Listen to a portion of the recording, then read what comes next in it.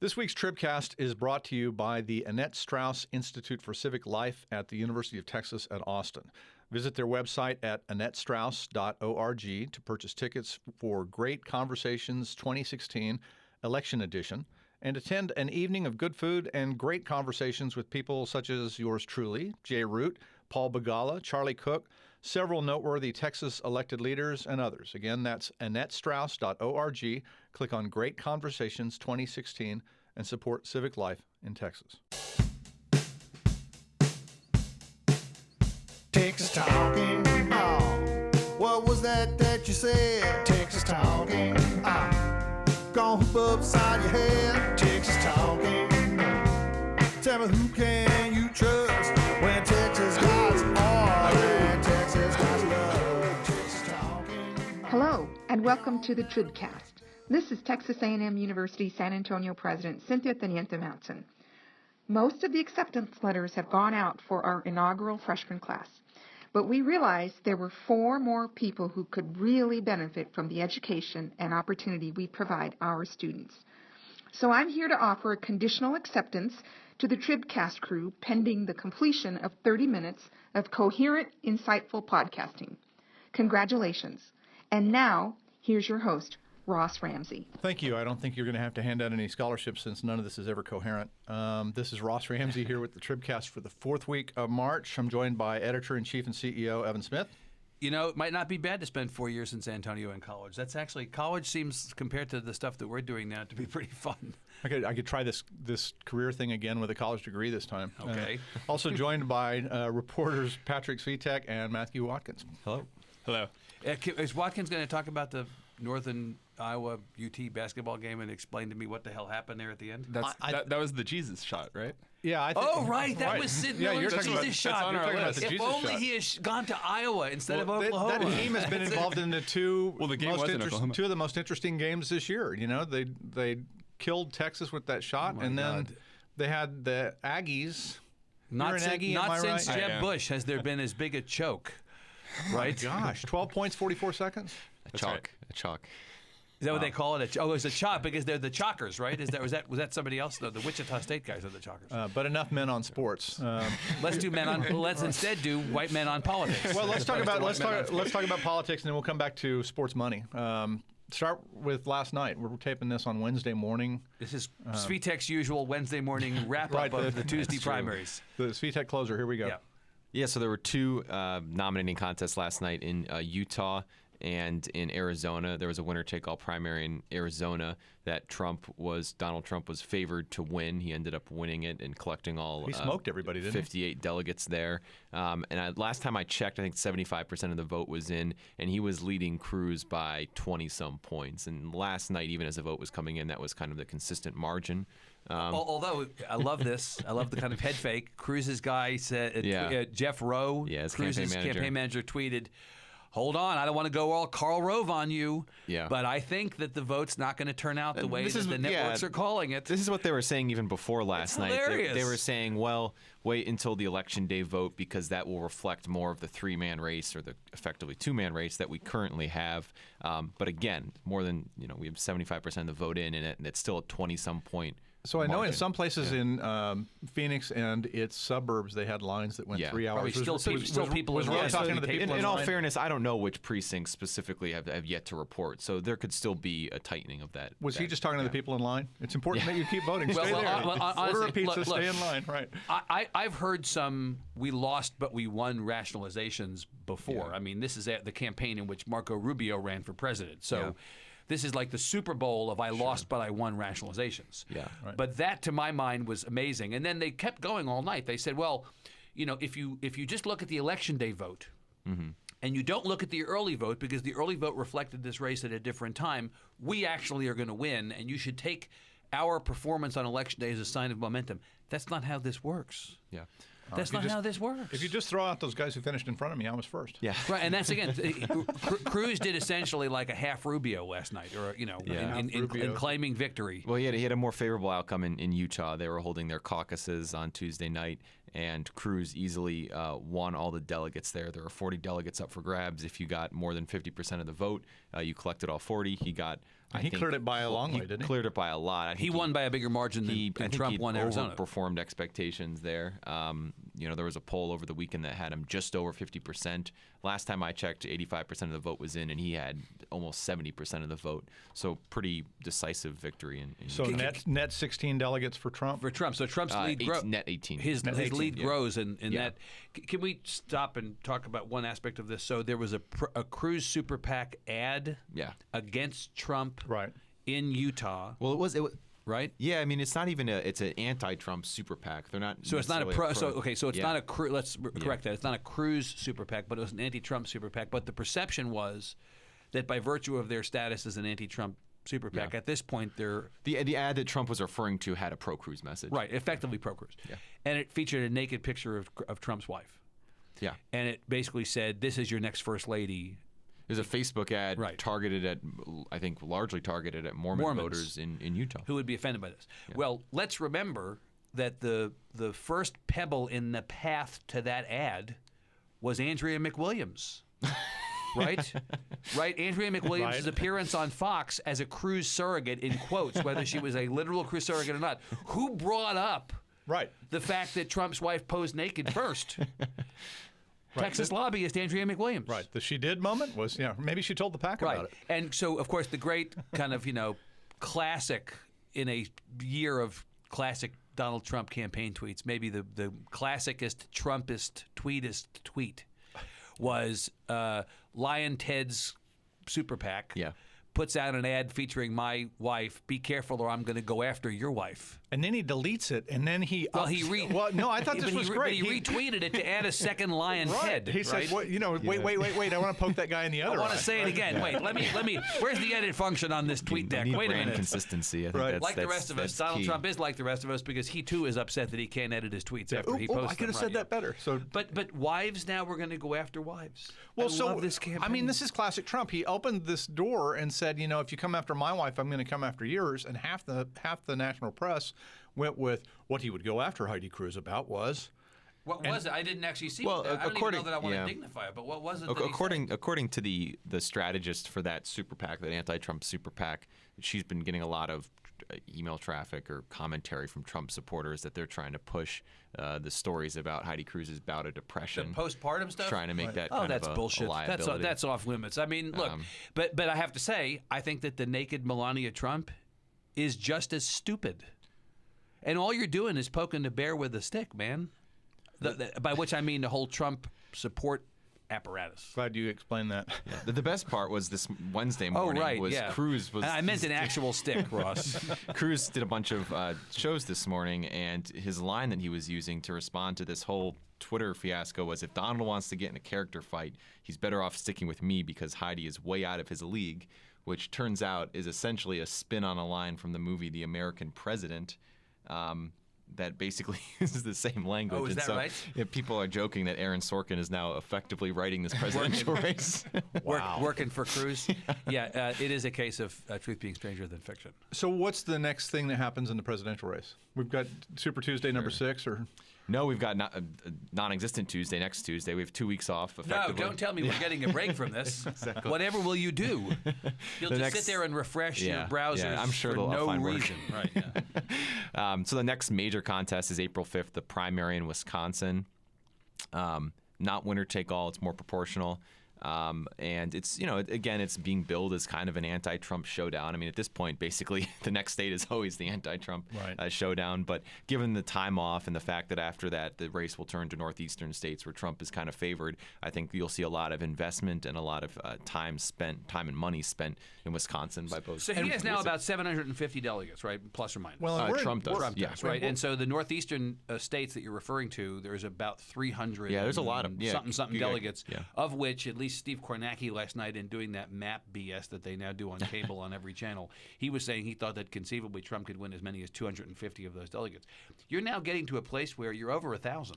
And we're out within sight at 1237 if you do that. And we're out of the California from here on, right? Yeah, I believe Utah was the last caucus setting. And people say, Cruz is a caucus candidate. I was looking last night. I mean, there's, this is a very rough estimate, but say there's been maybe 10 caucuses, and he's only won, 4 or 5. So, I mean, yes, the caucuses are over. He probably and there does are other better than states that them. have primaries coming up Yeah, in the exactly. upper Midwest and in the I guess Northwest where he has the possibility. What encourages his campaign the most is that the majority of the states left are closed nominating contests where only registered Republicans or only registered Republicans and independents can vote.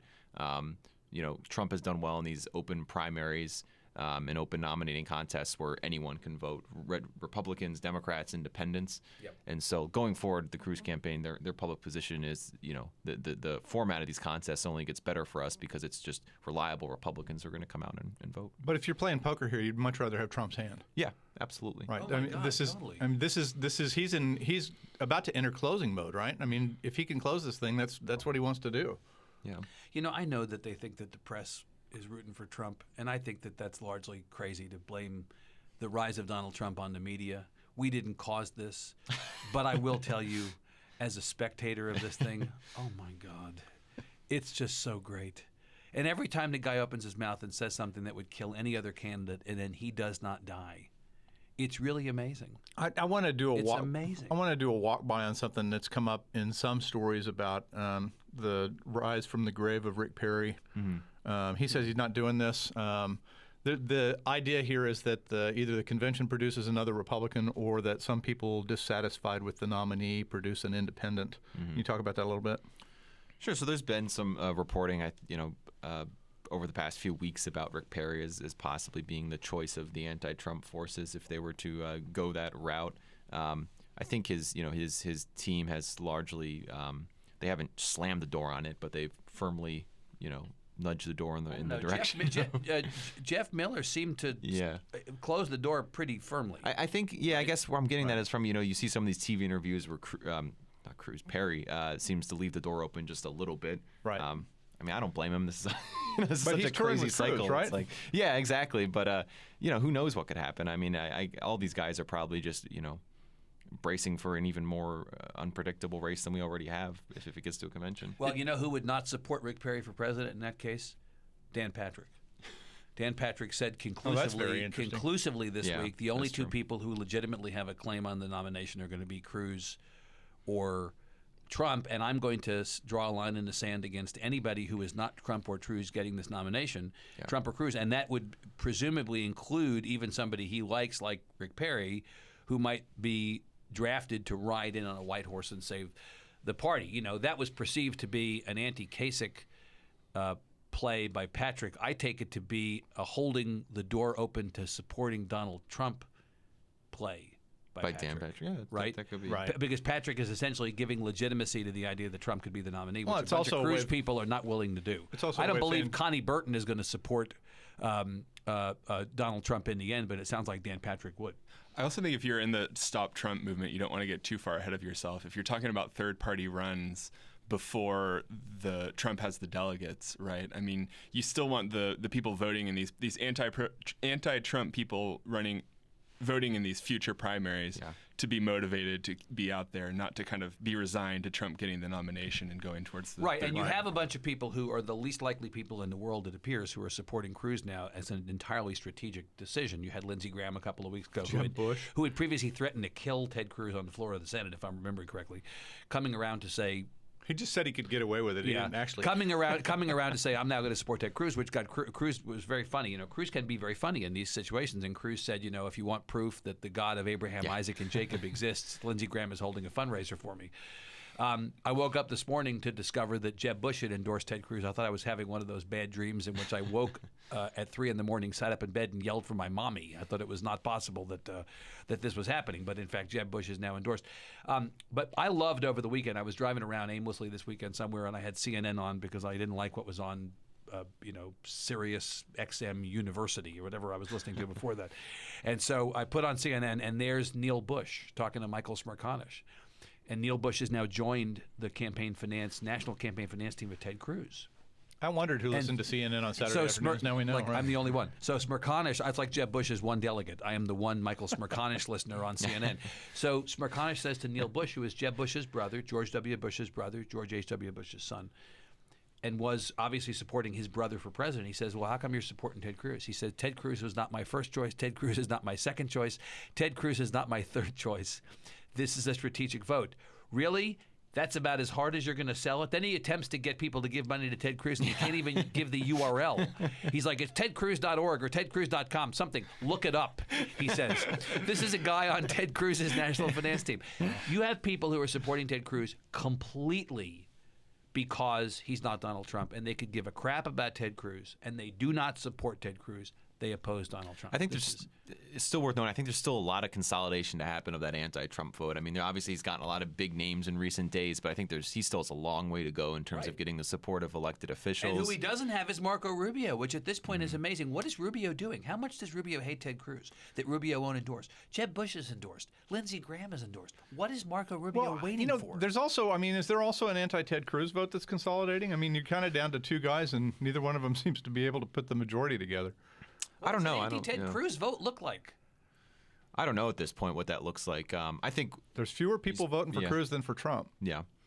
I think it'll be interesting to see what Scott Walker does. He's not ruled out making an endorsement for the Wisconsin primary. He said he wouldn't appear with anybody unless he endorsed them, right? Yeah, exactly. So he's not ruled out making an endorsement. It sounds like he's deciding between Kasich and Cruz. And, if you recall, when he bowed out of the race, as we were talking about earlier, he said we need an alternative to Donald Trump, essentially. And I think it's interesting because Scott Walker and Ted Cruz, if you follow their candidacies, they're both kind of like these political, I won't call them not like hacks, but like political junkies who are like obsessed with process. And Scott Walker is a very PeaceVTech at TexasTribune.org.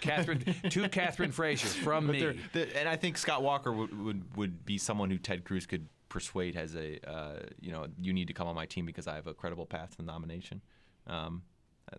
I guess he's got 2 weeks to instinct, close that. Exactly. Wisconsin's already voting, I guess. Their early voting's underway. Yeah, I think so. Okay. I don't know. Okay, great.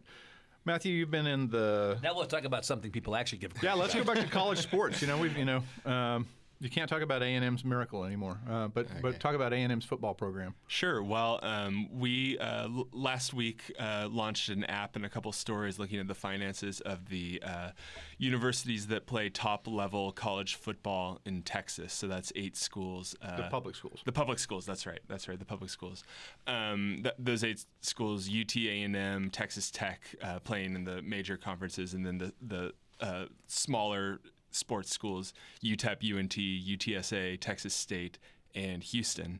And basically, what we came away with is that I looked at the numbers from the past 8 years and just seen what's kind of changed, what's grown, what's shrunk. And basically, the takeaway was that spending in college football and in all college athletics has skyrocketed, which may not surprise people, over the last 8 years. And basically, over that time, the revenue at places like UT, A&M, and Tech has grown, while at the other universities it hasn't really much. And so the other 5 are just losing more money now. Exactly. I mean, it's grown a little bit, but nowhere near at the rate that the expenses are growing. And none of the others are profitable. Exactly, and none of the others are profitable. So 2 things. Well, you look at a school like A&M, which it kind of exemplifies this trend.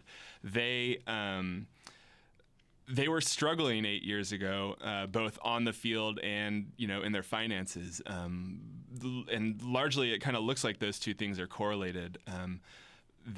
Since 2007, 2008, they've moved to the Big 12. I mean, the SEC. They've gotten better football teams, and had this guy Johnny Football, you might have heard of, Johnny Manziel, right, who really raised the profile of the university. Now working at a Whataburger on I-10. Exactly. And over that time, the revenue for football has grown by $100 million, which is pretty astounding because they weren't making $100 million. It's doubled, maybe tripled. Part of that has been fundraising for Kyle Field. They reconstructed the stadium and got a lot of one-time donations from there. But basically, they've gone from the numbers that we published are actually skewed a little bit in the direction of inflating by that capital campaign. What appears to be A&M's profit, right, because the margin that we're showing reflects donations made on a one-time basis. That's right. Specifically for the stadium. That's right. And so I always thought that actually UT had a much bigger, and in fact, they had a much more profitable program in a normal year. And year over year they do. Last year they did not. And the thing is that 8 years ago the university was at A&M was loaning the athletic department money to keep it solvent, and now A&M has reached a point where they're making so money, even without those donations, that they're going to start sending money back to the university, which people are really excited about. And prior to then, only really UT had been doing. Now at the other schools, the smaller sports schools, things are completely different. And like I said, the revenue has not kept up with the growing expenses, and that has basically meant that they're looking to the general university, the academic side of the university, and the students to make up the costs. So they're shaking down the students for the money. Exactly. And so the numbers we had in one of the stories was in 2008, those 5 universities, the students contributed $27 million in student fees to the athletics department. Last year, they contributed $57 million. So it's more than doubled in 8 years. I may be remembering this wrong. Texas State has the highest student fees for this. It's like $300 a semester. Yes, I believe that's right. And it's Texas State and UTSA both, I think, pay the most. Can I defend that or attempt to defend that? I don't know. Can you? I don't know. Well, I'm going to try. Well, I'm going to try. And if you got to look at me, I'm not exactly the person who you think would be the big defender of college sports. I'm not the typical fan, because mostly I don't care about this stuff. But I actually think that if you step back from college sports and you think about higher ed, there is something to be said for the university community, which in turn pivots off of the view that the people in the community have of the university and its brand, the environment, and the experience. And university athletics does contribute, when successful especially, but even when not successful, to the community. If you go to a school that has college sports and your teams are playing and you go to games and there's kind of a sense of purpose and being and community there. I know that people on the academic side believe that athletics gets all the glory and gets all the money and everything else, but there is something about the wholeness of the experience. I think it's modest to ask, a modest amount of money we're talking about in these cases, for students as part of their fee structure to pay to enable an athletics program that ultimately lifts the sort of self-confidence and the view that people have in the university and in the experience. In the same way that you contribute fees to other aspects of the campus that ultimately make it a pleasurable experience for you to be there. I kind of think that students helping to subsidize these programs is not the biggest scandal in higher ed. I think that that is a perspective that a lot of people have, and I think it's a very good point to make. I would say you can continue to work here. I would say two. Put down the gun. There are two things that should be pointed out when you say that, though. And one is that there's kind of an inverse situation here, which is that the schools that benefit the most from that, the UTs, the A&Ms, and the Texas Techs, are also the schools where the students aren't having to spend this money. Right. So you look at like A&M or UT, where there's over 100,000 people going to the football games each week. Those students don't have to contribute to the athletics department. But at UNT, where last year the average attendance was 13,000, they are the ones spending the money. So, and that's the thing, is that a lot of times when these fees are increased or the money from the university is raised, is because these schools are saying we're having a hard time keeping up. We need to become more competitive. But of course, if you're an alumnus of Texas State, or you're an applicant to Texas State, back end, front end, the fact that Texas State is attempting to play in the realm of university athletics changes your perception of the school you attended, and potentially makes you a more likely or possible donor back. And if you're an applicant to that school, it potentially changes your perception of whether this is a place you want to spend 4 years. Even if they're effing up all the time on the field, right. I suspect that actually having athletics at a university like Texas State or University of Texas really changes the calculation for a bunch of kids who might not otherwise be inclined to apply. Well, you look at the Manziel bump that went through the snake at Texas A&M. I mean, their admissions. You're not calling Manziel a snake. No, I'm saying okay. He was the bump that went through the snake. I mean, their applications went up, their admissions got tighter. money went up. You know, it was a Right, was a and in boom. fact, if you go back several years, when you were still back working at the battalion or whatever the hell it was, when Reeve was reporting on higher ed for us in the early days of the Tribune, Reeve wrote a story for us about the late period of Mac Brown's tenure as coach and how the University of Texas was doing poorly, and how in turn that depressed alumni contributions to the university in the main.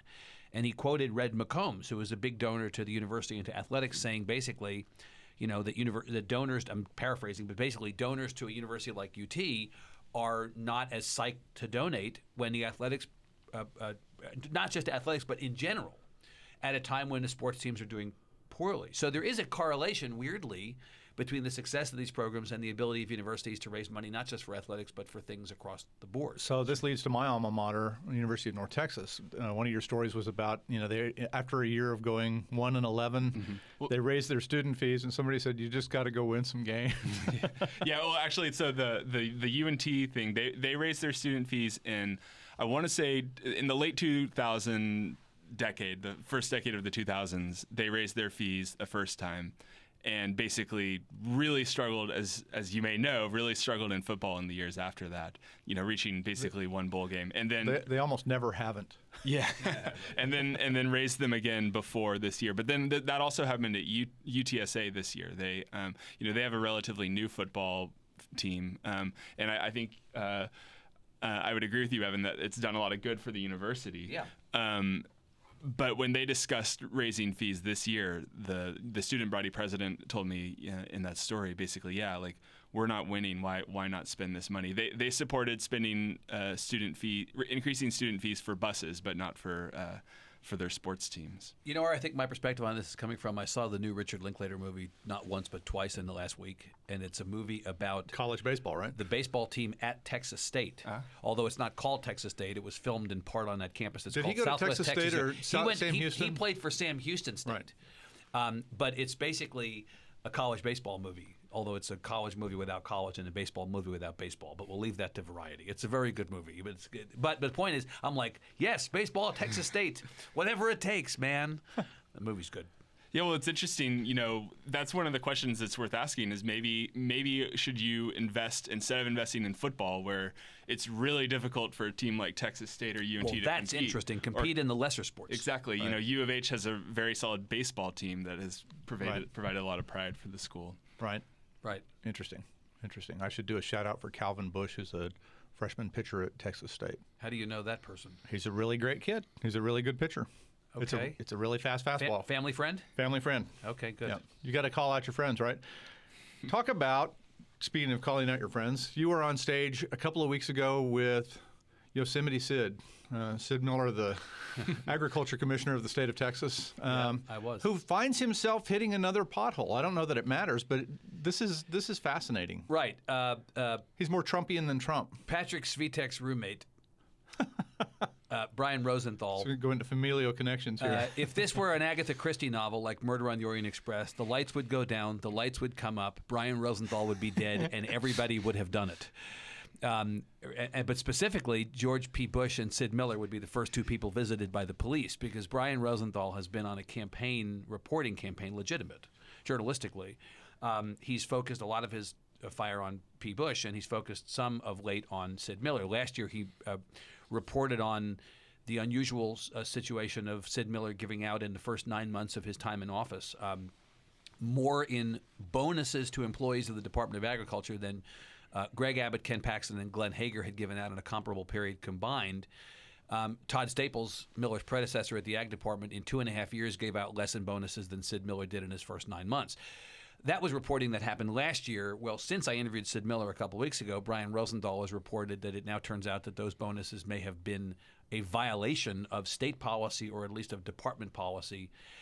And then essentially on a crusade to top himself in reporting on Sid Miller, he published a story in the last week or so that detailed or recalled the details of Sid Miller's trip to Oklahoma in the last year, in which Sid Miller spent state money allegedly to meet with, at their invitation, lawmakers in the state of Oklahoma, who since say, we never actually invited Sid Miller to come. Brian reports that Sid Miller went on state to Oklahoma to receive what is known and will always famously be known now as a Jesus shot. So It's the TribCast goes full circle, right? an injection that apparently relieves one's various aches and pains. I have a couple of friends, it turns out, who have had Jesus shots. Well, have had friends or family who had these, and it's basically a cortisone shot, and it's really popular in the rodeo circuit. Why do we have to call it a Jesus shot? Why can't we call it a cortisone shot? Well, because it's marketing. Is that it? Yeah, it's it's got some other additives and ingredients, and the doctor who administers it has been What is in what legal exactly trouble is the for it. what is the Jesus part? Well, it's basically the shot that will relieve you of all pain. It's it's like a message from Jesus. My right? memory is that And it's Jesus popular on the ended his rodeo. life in a fair amount of pain. Why is this properly named? We'll send you to liturgical classes, remedial This is liturgical where classes being a non-observant Jew just screws me on the podcast because I don't know enough about this. Anyway, stuff to they be call able to it talk they about call it that. It's basically a cortisone shot, and it's popular on the rodeo circuit. And Sid Miller was a rodeo guy before he was our Sid Miller. But honestly, I mean, honestly, So now Jesus shot is like the greatest expression So now in the he, history of expressions. he not only is in this box for the moment about getting reimbursed by the state for this trip, but it's got Jesus shot, which writes its own headlines. And nobody is jamming him up on the cupcakes or the deep fryers or the soda machines back in schools, and really nobody is jamming him up on the bonuses, and really nobody is jamming him up on Hiroshima in a formal or Nagasaki way or on the Facebook post, and nobody is jamming him up in a formal way, even on the attempt to raise, which he has done, fees on various things administered by the Ag Department after Sid Miller said explicitly during his campaign for Ag Commissioner, I will not raise fees. This actually has the potential to open up Sid Miller to an ethics investigation. But so far, nary no, there's a story about that. Yeah, today. there was a complaint filed by a political group. I And think. Eva Moravec, Progress, Texas, right? Eva Moravec has a story today saying that the new means of investigating public officials for corruption, for alleged corruption, since the last session where they took it out of the Travis Kennedy DA's office and have now set up this new apparatus, may actually not be ready or up to the task of going after this Miller thing. Which is where my Trump line comes from. It's like nothing's going to happen. I think this is a Quorum Report post that I Eva think we should Moravec just note, has. as we were talking about this, there's a new story on the San Antonio Express News website. Sid Miller posts fake photograph of Obama with Che Guevara T-shirt. I saw that post this morning, and what I noticed about it was that Sid Miller, because I now get a digest of Facebook posts by state legislators. Somebody signed me up for that. Thank you, God. That's like the best Christmas present in the world. Because mostly when I open it up every day, it's Sid Miller, Sid Miller, Sid Miller, Sid Miller, Sid Miller. So the first one of those posts today was Sid Miller. He posted a picture of Obama with a Che Guevara T-shirt, and he said that he was outraged that Obama did not come home after the Brussels bombing to meet with European leaders, which I didn't know was in the works. And I kind of wondered about it from why is he's attacking Obama on this? It would be surprising if the European leaders left Europe after the bombing. Well, to that come was to my Washington. point. Are they hanging in? But Yeah, right. it's a fake. It's a fake picture. Apparently, well, it's a I don't. And the world continues it's a to fake turn. photo. This is It's just a photo so illustration, I fantastic. think. This is the greatest. This is the greatest.